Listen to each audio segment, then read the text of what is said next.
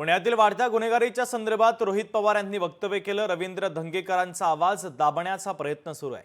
सरकारने कायदा सुव्यवस्था सुधारण्यावर लक्ष द्यावं, रोहित पवार यांनी सरकारला टोला लगावलेला आहे। आमचं एवढंच म्हणणं आहे की तुमच्याकडे पॉवर आहे, तुम्ही होम मिनिस्टर आहात, तुम्ही मुख्यमंत्री आहात, तुम्ही उपमुख्यमंत्री आहात, त्यामुळे या पॉवरचा वापर एखाद्या नेत्याला जो लोकांच्या बाजूने गुन्हेगारीच्या विरोधात तिथं बोलतोय याचा आवाज बंद करण्यापेक्षा त्यांना विश्वासात घ्या आणि गुंडागर्दी आणि गुन्हेगारी या पुण्यातून कशी हद्दपार होईल यासाठी प्रयत्न करा। पण तसं कुठेही प्रयत्न करताना आपल्याला हे सरकार दिसत नाही। आणि अजून एक गोष्ट आपण समजून घ्या की 12,500 सिरियस गुन्हे हे या शहरामध्ये आणि या भागामध्ये तिथं नोंद झालेले आहेत।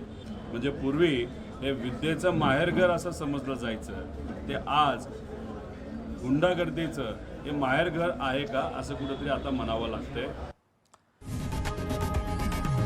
लोकशाही मराठी ऐका, पहा, जागरूक रहा।